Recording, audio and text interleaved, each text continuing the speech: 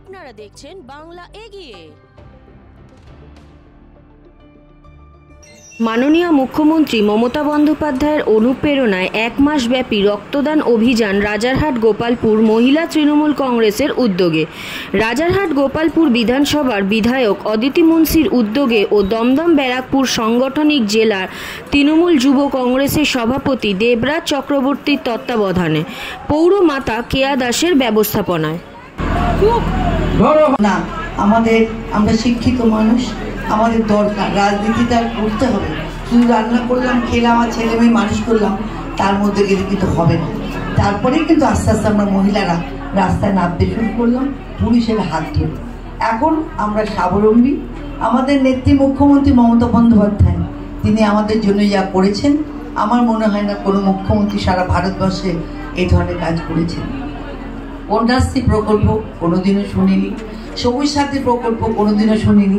আমি যখন মানুষকে সার্টিফিকেট দিই তখন আমার মনে হয় আমরা যদি এই সুযোগটুকুনি পেতাম তাহলে হয়তো আরেকটু ভালো করে পড়াশোনা, আরও হায়ার এডুকেশনে যেতে পারতাম। অনেক সুবিধা। দেবরাজ চক্রবর্তী জিন্দাবাদ, অদিতি মুন্সি ধন্যবাদ। বাবু প্রণব দে, এদিকে পূর্ণিমা নস্কর, এদিকে রয়েছে আমি যে ওয়ার্ডে থাকি সেই রক্তদান করবে। এটা আগে মেয়েরা খুব একটা রক্তদান করতেন না, তারা সবসময় এরা ছেলেরা করতেন।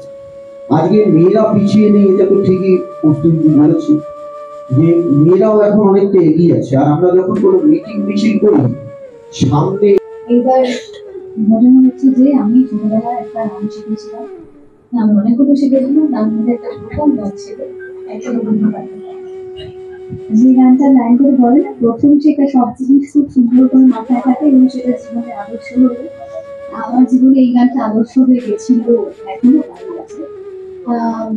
আমার ভালো লাগে যখন সবাই আমরা একসাথে খুব একটা পজিটিভ কিছু ভাবি, পজিটিভ কিছু করি, তখন আমার এই গানটা আমাকে ভীষণ ভালো লাগে। আমি সব মায়েরা আছে,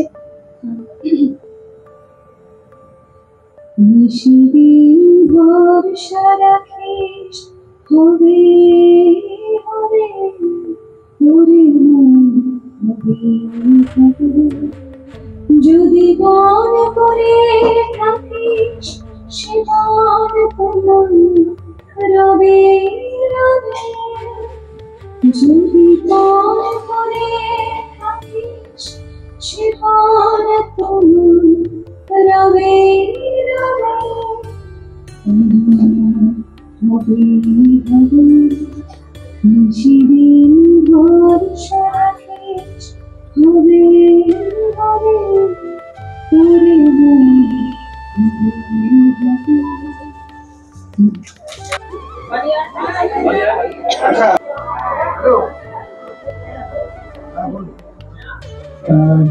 প্রথমে আমি ধন্যবাদ জানাচ্ছি যারা সামনে বসে আছে, আর আপনারা যারা সামনে রয়েছেন। মলিদি কালকেই বলেছিল মেয়েরা বসে যাও, সামনে এসে আমাদের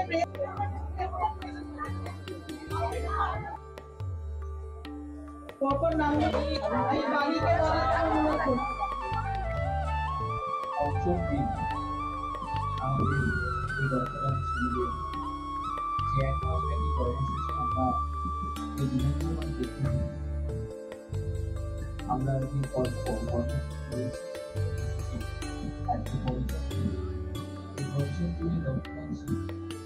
মূলত মহিলা তৃণমূল কংগ্রেসের উদ্যোগে হয়েছে। আমি মনে করি যে বর্তমান রাজনৈতিক পরিস্থিতি সব থেকে গুরুত্বপূর্ণ যে শাখা সংগঠন আছে, যুব তৃণমূলের একটা মহিলা শুধু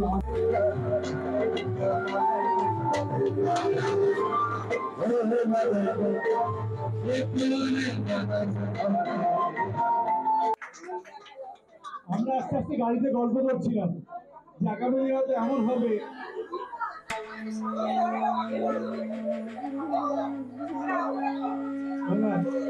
আমরা আস্তে আস্তে গল্প করছিলাম আগামী দিনে এমন হবে যে মেয়েরা আমাদের বলবে খালি যাও সেখানে যাও।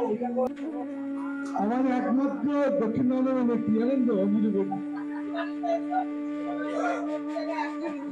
না, সবসময় ভালো করে, খুব ভালো করে। সকালে একটা প্রোগ্রাম ছিল, ধৈর্য আছে।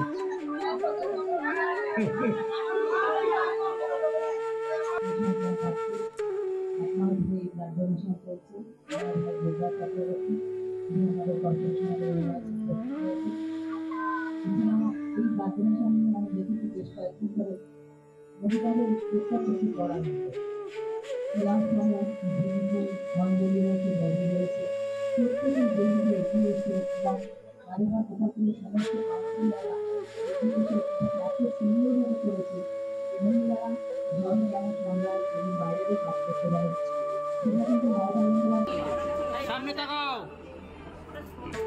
সবাই যে যার জায়গায় দাঁড়াও, একদম নড়াচড়া করবে নাকি।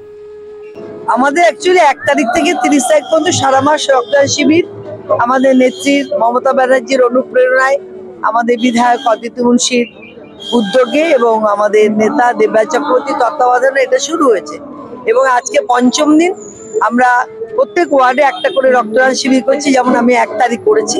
কিন্তু আমরা মহিলা তৃণমূল কংগ্রেস বলে একটা দল আছে, তো সেই দলের একটা স্ট্রিম আমরা মহিলারাও দেখাতে চাই যে শুধু পুরুষরাই নয়, মহিলারাও অনেক কিছু পারে। আমরা নারী কিন্তু আমরা পারি। আর এটা আমাদের এবছর নয়, প্রত্যেক বছরই আমরা মহিলারা তৃণমূল কংগ্রেসের পক্ষ থেকে আমরা এই রক্তদান শিবিরটা করে থাকি এবং খুব সুন্দরভাবে এটা হয়। কারণ আমরা সংসার করি, তার সঙ্গে কিন্তু আমরা বাইরে কাজ করি। এটা প্রতিবারের মতন এবারও হলো। প্রথম কথা এটাই, তার কারণ আমাদের রাজারহাট গোপালপুর বিধানসভার বিধায়ক অদিতি মুন্সি, তিনি যতদিন ধরে বিধায়ক রয়েছেন সেই থেকে উনি প্রতি বছর এই জুন মাসে সারা মাস ব্যাপী রক্তদান শিবির করেন এবং আমাদের মাদার তৃণমূল, মহিলা তৃণমূল, যুব তৃণমূল এবং ছাত্র তৃণমূল, তার সাথে INTTUC থেকে শুরু করে সব শাখা সংগঠন এই রক্তদান শিবিরে অংশগ্রহণ করে। সবারই আলাদা আলাদা দিন থাকে এবং প্রত্যেক ওয়ার্ডের কাউন্সিলররাও এই রক্তদান শিবিরে অংশগ্রহণ করে। সবাই মিলেই আমরা একটা রাজারহাট গোপালপুরের যৌথ পরিবার, সবাই মিলেই আমরা এই রক্তদান শিবিরটা করি অদিতি মুন্সির নেতৃত্বে। এখনো পর্যন্ত কতজন রক্তদাতা হয়েছে? আমাদের 40 পার হয়ে গেছে। শুধু মহিলারাই রক্ত দিচ্ছে, কারণ সারা রাজারহাট গোপালপুর বিধানসভা জুড়ে হচ্ছে, তো তাই সব ওয়ার্ডেই সব মেয়েরা তাদের জায়গায় দেয়। তা সত্ত্বেও আমাদের 50 জন টার্গেট ছিল, 40 পার হয়ে গেছে, সেটাও আমাদের পূরণ হয়ে যাবে।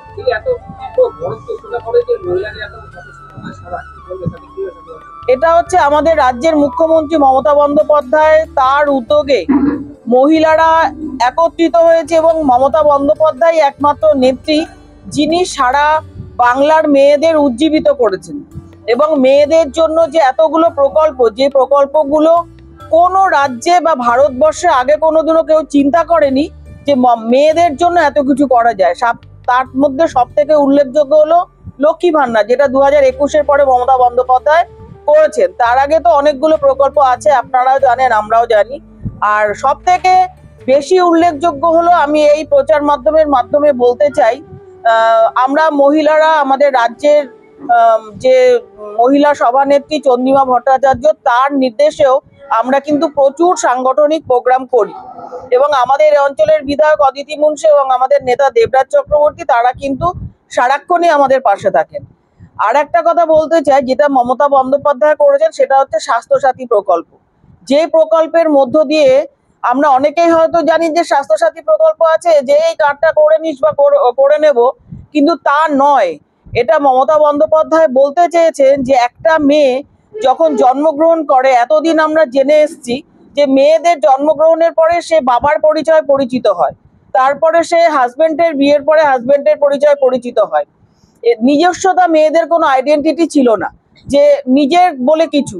তাই মমতা বন্দ্যোপাধ্যায় এই স্বাস্থ্যসাথী প্রকল্পের মধ্য দিয়ে কার্ডের মাথায় মহিলাদের নাম রেখেছে এবং একটা মেয়ে তার দুটো পরিবারকে সাথে নিয়ে সে কিন্তু একা লড়াই করছে। সেটা হচ্ছে স্বাস্থ্যসাথীর কার্ডটা নিয়ে যখন আপনারা কেউ হাসপাতালে যাবে, তখন কিন্তু বলবে অমুক দিদির বাড়ির লোক কে আছেন, তখন কিন্তু কোনো দাদার নাম নেই। আমাদের দাদাদের সাথে কোনো দ্বন্দ্ব নেই, কিন্তু মহিলাদের একটা আইডেন্টিটি আমাদের দরকার ছিল, যেটা ভারতবর্ষে প্রথম মমতা বন্দ্যোপাধ্যায় বাংলার মেয়েদের জন্য করেছেন। তাই এখানে তো মেয়েরা এগিয়ে আসবেই এবং সারা বাংলা জুড়ে প্রত্যেকবারই প্রমাণ করে দিচ্ছি যে আমাদের মেয়েদের মহিলা ভোটার সংখ্যা বেশি, মহিলারা ভোট দিচ্ছেও বেশি এবং আগামী দিনে 2026-এও আমরা সেটাই প্রমাণ করে দেব যে মমতা বন্দ্যোপাধ্যায় চতুর্থবারের জন্য মুখ্যমন্ত্রী হবেন এবং মহিলা ভোটার বেশিই থাকবে।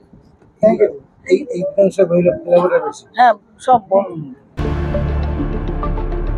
দেখতে থাকুন বাংলা এগিয়ে।